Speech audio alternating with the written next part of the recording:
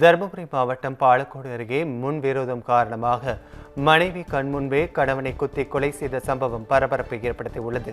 சீரண்டபுரம் கிராமத்தை சேர்ந்தவர்கள் மாதேஷ் சிவகாமி தம்பதி. அதே பகுதியை சேர்ந்த கட்டிட ரமேஷின் மாமியார் பூங்கொடிக்கும் மாதேஷுக்கும் பழக்கம் இருந்து வந்ததாக கூறப்படுகிறது. இதனை அறிந்த ரமேஷ் சீரியம்பட்டி ஏரிக்கரை அருகே சென்று கொண்டிருந்த மாதேஷை வழிமறித்து தான் மறைத்து வைத்திருந்த கத்தியால் குத்திவிட்டு தப்பி சென்றனர். அக்கம் பக்கத்தினர் மாதேஷை மீட்டு மருத்துவமனைக்கு கொண்டு சென்றனர். அவரை பரிசோதித்த மருத்துவர்கள் மாதேஷ் ஏற்கனவே இறந்துவிட்டதாக தெரிவித்தனர். இதுகுறித்து காவல்துறையினர் வழக்கு பதிவு செய்து தலைமறைவான ரமேஷ் மற்றும் அவரது நண்பரை தேடி வருகின்றனர்.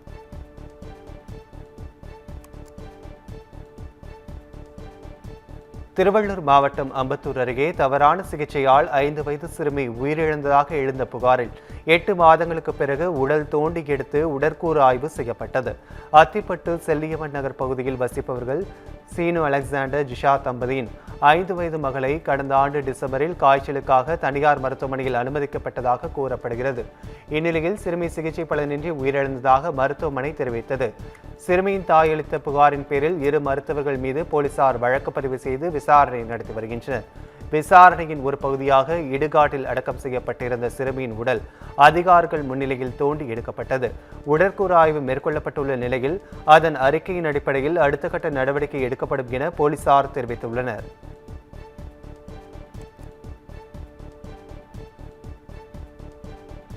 தருமபுரி மாவட்டம் பாலக்கோடு அருகே விவசாயத்திற்கு தண்ணீர் பாய்ச்சுவதில் ஏற்பட்ட தகராறில் சித்தியை சுத்தியால் அடித்து கொலை செய்தவரை போலீசார் தேடி வருகின்றனர். பொப்பிடி கிராமத்தை சேர்ந்த வெங்கடேசன் மற்றும் அவரது சகோதரர் மாரிமுத்து இருவருக்கும் பொதுவான கிணற்றின் மூலம் விவசாயத்திற்கு நீர் எடுத்து பயன்படுத்தப்படுகிறது. கிணற்றில் இருந்து தண்ணீர் பாய்ச்சுவது தொடர்பாக இரு தரப்பினர் இடையே அடிக்கடி பிரச்சனை ஏற்பட்டு வந்துள்ளது. இந்நிலையில் வெங்கடேசன் மனைவி தனலட்சுமியுடன் ஏற்பட்ட பிரச்சனையில் மாரிமுத்துவின் மகன் செந்தில் அரசு சுத்தியால் அவரது தலையில் அடித்துள்ளார். இது குறித்து வழக்கு பதிவு செய்த போலீசார் தலைமறைவான செந்தில் அரசை தேடி வருகின்றனர்.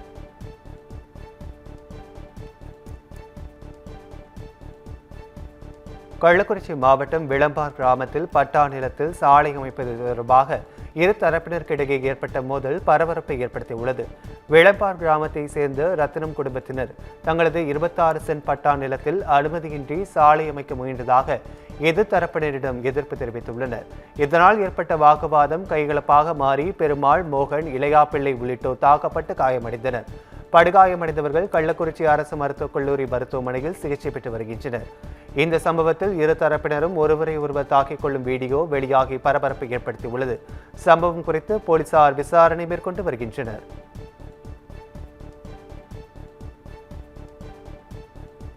முதலமைச்சர் விஜய் 106 சட்டமன்ற உறுப்பினர்களின் முகத்தை பார்த்து அவர்களின் பெயரை கூறிவிட்டால் அரசியலில் இருந்தே விலகுகிறேன் என முன்னாள் அமைச்சர் RB உதயகுமார் சவால் விடுத்துள்ளார். மதுரையில் நடைபெற்ற தொழிற்சங்க கூட்டத்தில் பேசிய அவர் தவிக அரசு அதிமுக சட்டமன்ற உறுப்பினர்களை களவாடுவதாக குற்றம் சாட்டினார்.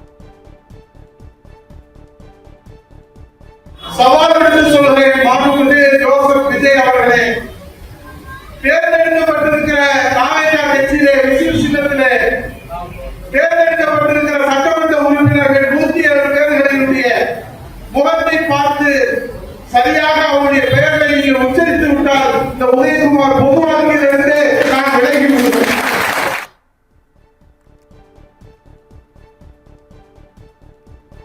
கேரள மாநிலம் தேக்கடியில் உள்ள தமிழக பொதுப்பணித்துறை அலுவலக வளாகத்தில் இருக்கும் ஜெயதுர்கை அம்மன் கோயிலில் மழை வேண்டி வருட பகவானுக்கு சிறப்பு யாக பூஜை நடத்தப்பட்டது. தேனி, திண்டுக்கல், மதுரை உள்ளிட்ட மாவட்டங்களைச் சேர்ந்த மக்களின் குடிநீர் மற்றும் விவசாய தேவைகளுக்கு முதன்மையான நீர் ஆதாரமாக முல்லை பெரியாறு அணை விளங்குகிறது. இந்நிலையில் அணையின் நீர்பிடிப்பு பகுதிகளில் மழை இல்லாத காரணத்தால் அணையின் நீர்மட்டமும் தொடர்ந்து சரிந்து வருகிறது. இதனைத் தொடர்ந்து அணையின் நீர்பிடிப்பு பகுதிகளில் பலத்த மழை பெய்யவும் விவசாயத்திற்கு போதிய தண்ணீர் கிடைக்கவும் வேண்டி மும்மத பிரார்த்தனைக்கு நடைபெற்றது. இதில் பொதுப்பணித்துறை அதிகாரிகள், விவசாய சங்க பிரதிநிதிகள் உள்ளிட்ட ஏராளமானோர் கலந்து கொண்டனர்.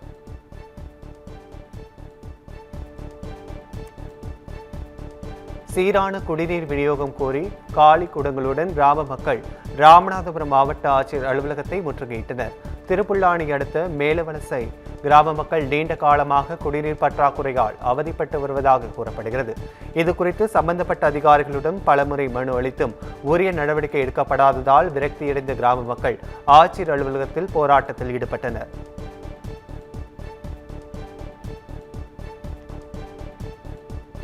காஞ்சிபுரம் மாவட்டம் வாலாஜாபாத்தில் மாசிலாமணி அரசு மேல்நிலைப்பள்ளி அருகே தினமும் டன் கணக்கில் மீன், கோழி உள்ளிட்ட இறைச்சி கழிவுகளும் பிளாஸ்டிக் குப்பைகளும் சட்டவிரோதமாக கொட்டப்படுவதாக மக்கள் வேதனை தெரிவித்துள்ளனர். இதன் காரணமாக அப்பகுதி முழுவதும் தாங்க முடியாத துர்நாற்றம் வீசுவதால் பெரும் அவதியடைவதாகவும் ஜன்னல்களை கூட திறக்க முடியாமல் தவிப்பதாகவும் கூறியுள்ளனர். அதிகாரிகள் உரிய நடவடிக்கை எடுக்கவும் வலியுறுத்தியுள்ளனர்.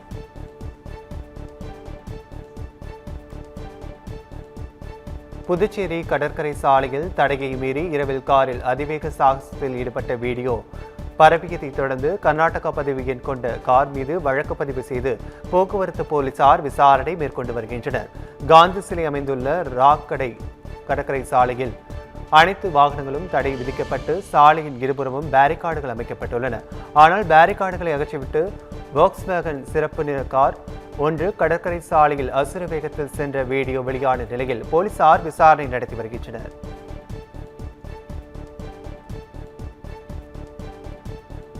யூடியூபர் கௌசல்யாவை கண்டித்து சேலம் கோட்டை மைதானத்தில் அங்கன்வாடி ஊழியர்கள் போராட்டத்தில் ஈடுபட்டனர்.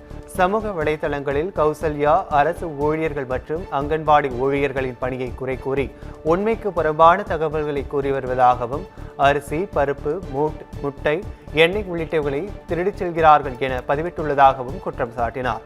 எனவே அவரை கைது செய்ய வேண்டும் என போராட்டத்தில் ஈடுபட்டவர்கள் கோரிக்கை விடுத்துள்ளனர்.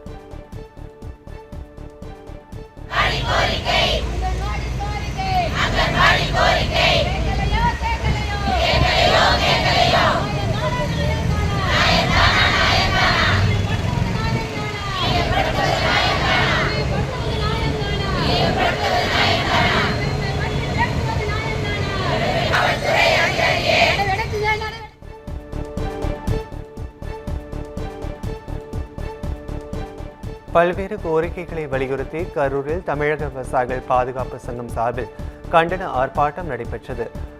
வட்டார போக்குவரத்து அலுவலகம் முன்பு நடைபெற்ற இந்த ஆர்ப்பாட்டத்தில் 200 ஆண்டுகளுக்கு மேலாக அனுபவத்தில் உள்ள 13 லட்சம் ஏக்கர் இனாம் நிலங்களுக்கு இந்து சமய அறநிலையத்துறை மற்றும் வக்ஃப் வாரியம் உரிமை கோருவதை கைவிட வேண்டும், பிற மாநிலங்களைப் போல தமிழகத்திலும் இனாம் ஒழிப்பு சட்டங்களை முறைப்படுத்த வேண்டும் உள்ளிட்ட பல்வேறு கோரிக்கைகள் வலியுறுத்தப்பட்டன.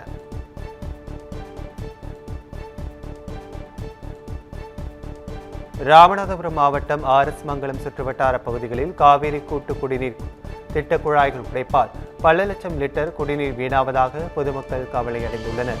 குழாய்கள் முறையாக பராமரிக்கப்படாததால் RS மங்கலம் பகுதியில் திருச்சி ராமேஸ்வரம் தேசிய நெடுஞ்சாலையோரம் 20க்கும் மேற்பட்ட இடங்களில் குழாய்கள் உடைந்து குடிநீர் சாலைகளிலும் பள்ளங்களிலும் தேங்கி வீணாகி வருவதாகவும் இதனால் கழிவுநீர் குடிநீரோடு கலப்பதால் சுகாதார சீர்கேடு ஏற்படுவதாகவும் குற்றம் சாட்டியுள்ளனர். எனவே மாவட்ட நிர்வாகம் விரைந்து நடவடிக்கை எடுத்து சீரான குடிநீர் விநியோகத்திற்கு வழிவகை செய்ய வேண்டும் என பொதுமக்கள் கோரிக்கை விடுத்துள்ளனர்.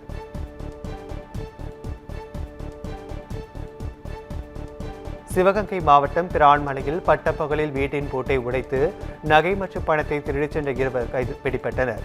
சித்ரா, ராஜா தம்பதியினர் வீட்டின் பூட்டை உடைத்த மர்ம நபர்கள் பீரோவில் இருந்த 60 சவரன் தங்க நகை மற்றும் ரூபாய் 90,000 ரொக்கம் ஆகியவற்றை திருடிச் சென்றனர். இது குறித்த புகாரின் பேரில் வழக்கு பதிவு செய்த போலீசார் கொள்ளை சம்பவத்தில் ஈடுபட்ட புதுக்கோட்டை மாவட்டத்தைச் சேர்ந்த சுந்தரகுமார், செல்வம் ஆகிய இருவரையும் கைது செய்து நகை மற்றும் பணத்தை மீட்டனர்.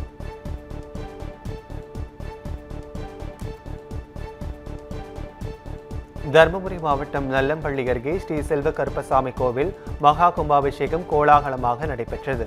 தொடர்ந்து விக்னேஸ்வர பூஜை, கோ பூஜை உள்ளிட்ட பல்வேறு சிறப்பு பூஜைகள் நடைபெற்றன. யாகசாலையில் பூஜிக்கப்பட்ட புனித தீர்த்த குடங்கள் மேளதாளங்கள் முழங்க ஊர்வலமாக எடுத்து செல்லப்பட்டன. பின்னர் செல்வ கருப்பசாமி சுவாமிக்கு புனித நீர் ஊற்றி மகா கும்பாபிஷேகம் சிறப்பாக நடைபெற்றது.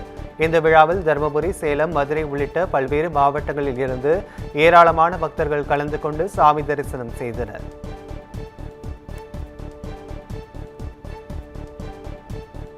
சிவகங்கை மாவட்டம் திருப்பத்தூரில் பல்வேறு குற்றச்செயல்களில் ஈடுபட்ட இருவரை போலீசார் கைது செய்தனர். தம்பிப்பட்டி பகுதியைச் சேர்ந்த சரோஜா என்பவர் அப்பகுதியில் புதிதாக வீடு ஒன்று கட்டியதாக தெரிகிறது. தொடர்ந்து தனது பழைய வீட்டில் வசித்து வந்த அவர் காலையில் வந்து பார்த்தபோது புதிய வீட்டின் கதவு உடைக்கப்பட்டு இருசக்கர வாகனம் திருடு போனது தெரியவந்தது. இது குறித்து அளிக்கப்பட்ட புகாரின் பேரில் வழக்கு பதிவு செய்த போலீசார் சிசிடிவி கேமராக்கள் மற்றும் செல்போன் டவர்களை ஆய்வு செய்து கொள்ளை சம்பவத்தில் ஈடுபட்ட சுந்தரகுமார் மற்றும் செல்வம் ஆகியோரை கைது செய்தனர்.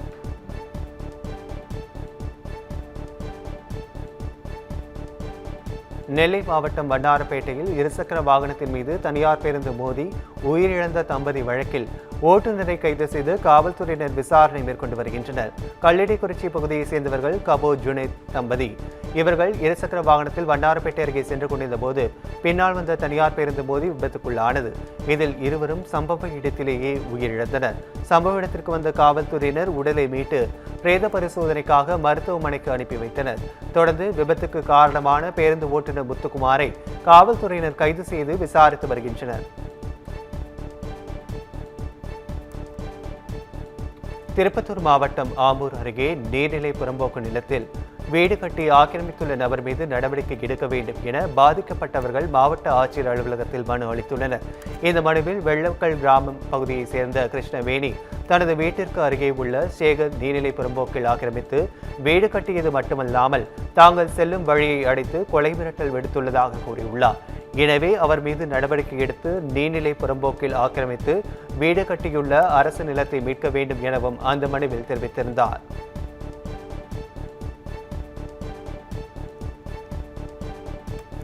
புதுச்சேரி மாநிலம் காரைக்காலில் மத்திய அரசு கொண்டு வந்த விபிஜி ராம்ஜி திட்டத்தை கைவிட வேண்டும் என வலியுறுத்தி அகில இந்திய விவசாய தொழிலாளர் சங்கத்தினர் வட்டார வளர்ச்சி அலுவலகத்தை முற்றுகையிட்டு ஆர்ப்பாட்டத்தில் ஈடுபட்டனர். முன்னதாக புதிய பேருந்து நிலையத்திலிருந்து தொடங்கிய கண்டன பேரணியில் மீண்டும் 100 நாள் வேலை திட்டத்தை கொண்டுவர வலியுறுத்தியும் மத்திய மற்றும் மாநில அரசுகளை கண்டித்து கண்டன கோஷங்களை எழுப்பினர். விவசாயிகளிடம் வட்டார வளர்ச்சி அதிகாரிகள் பேச்சுவார்த்தை நடத்தியதை தொடர்ந்து போராட்டம் கைவிடப்பட்டது.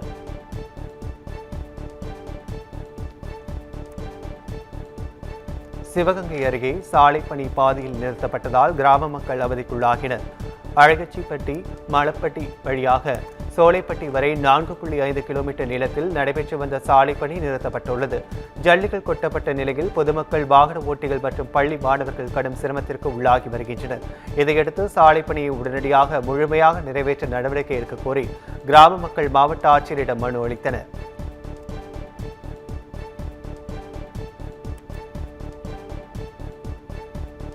ஆடி மாதம் நெருங்கி வரும் நிலையில் சிவகங்கை மாவட்டம் திருபுவனம் மற்றும் திருப்பாச்சேத்தியில் 25 அடி உயர நேர்த்திக்கண் அரிவாள்களுக்கு ஆர்டர்கள் குவிந்து வருகின்றன. விவசாய கருவிகள் தயாரித்து வந்த பாரம்பரிய கொல்ல தொழிலாளர்கள் தற்போது ஐயனார் மற்றும் கருப்பணசாமி கோயில்களுக்கு காணிக்கையாக செலுத்தப்படும் பிரம்மாண்ட அரிவாள்களை தயாரிப்பதில் மும்முரமாக ஈடுபட்டுள்ளனர்.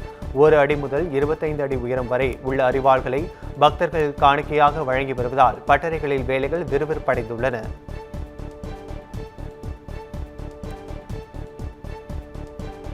சென்னை எண்ணூரில் நின்று கொண்டிருந்த கண்டெய்னர் லாரி மீது இருசக்கர வாகனம் மோதிய விபத்தில் இளைஞர் உயிரிழந்த சம்பவம் சோகத்தை ஏற்படுத்தியுள்ளது. திருவொற்றியூர் கலைஞர் நகர் 10வது தெருவை சேர்ந்த திவாகர் என்பவர் சவுதி அரேபியாவில் வேலை செய்து வரும் நிலையில் அண்மையில் விடுமுறையில் ஊருக்கு வந்துள்ளார். இந்த நிலையில் நண்பர் ராஜ்குமார் என்பவருடன் பைக்கில் எண்ணூர் விரைவு சாலையில் சென்று கொண்டிருந்த போது சாலையோரம் இருட்டில் நின்று கொண்டிருந்த கண்டெய்னர் லாரி மீது மோதியதில் திவாகர் உயிரிழந்தார். படுகாயமடைந்த ராஜ்குமார் அரசு ஸ்டான்லி மருத்துவமனையில் அனுமதிக்கப்பட்டுள்ளார்.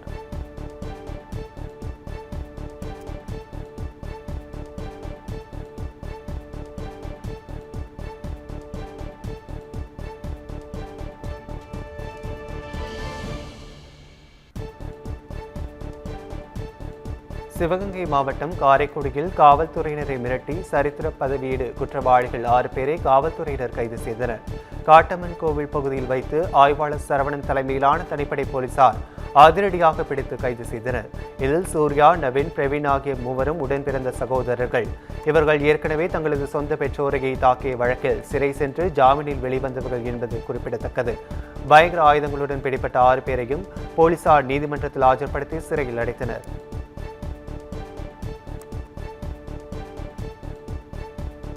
திருவள்ளூர் மாவட்டம் திருத்தணி அருகே ஆசிரியர்கள் பற்றாக்குறை மற்றும் பாதுகாப்பு வசதிகள் ஏற்படுத்தி தராததை கண்டித்து அரசு பள்ளி மாணவர்கள் வகுப்புகளை புறக்கணித்து கோயில் வளாகத்தில் வந்து போராட்டத்தில் ஈடுபட்டனர். அம்மனேரி கிராமத்தில் உள்ள ஊராட்சி ஒன்றிய நடுநிலை பள்ளியில் தலைமை ஆசிரியர் உள்ளிட்ட பட்டதாரி ஆசிரியர்கள் பணியிடங்கள் நியமிக்கப்படாத நிலையில் அவ்வப்போது மாற்றுப்பணியில் ஆசிரியர்கள் நியமிக்கப்படுவதாக அப்பகுதி மக்கள் குற்றம் சாட்டியுள்ளனர். இதனால் மாணவ மாணவிகளின் கல்வித்தரம் வெகுவாக பாதிக்கப்படுவதாக கூறப்படுகிறது. இதனால் மாணவ மாணவிகளின் பெற்றோர் பள்ளிக்கு சென்று தங்களது குழந்தைகளை வகுப்புகளில் இருந்து அழைத்துச் சென்று கோயிலில் அமர வைத்தனர். மேலும் நிரந்தரமாக ஆசிரியர்கள் நியமனம் மற்றும் பள்ளிக்கு சுற்றுச்சுவர் அமைக்க வேண்டும் என வலியுறுத்தி மாணவ மாணவிகள் வகுப்புகளை புறக்கணித்து போராட்டத்தில் ஈடுபட்டனர்.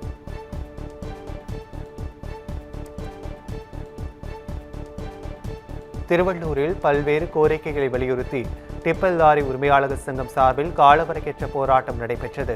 இந்த போராட்டத்தில் திருவள்ளூர் மாவட்டத்தில் தமிழக அரசு மணல் மற்றும் சவுடு மணல் குவாரிகளை திறக்க வேண்டும், பிற மாவட்டங்களைப் போல் திருவள்ளூர் மாவட்டத்திலும் டிப்பர் லாரிகளை இயல்பாக இயங்க அனுமதிக்க வேண்டும் உள்ளிட்ட கோரிக்கைகளை தமிழக அரசு நிறைவேற்ற வலியுறுத்தி கோஷங்களை எழுப்பினர். தங்களின் கோரிக்கைகள் நிறைவேற்றப்படாத பட்சத்தில் டிப்பர் லாரிகளின் உரிமத்தை அரசிடம் ஒப்படைக்கப் போவதாக தெரிவித்தனர்.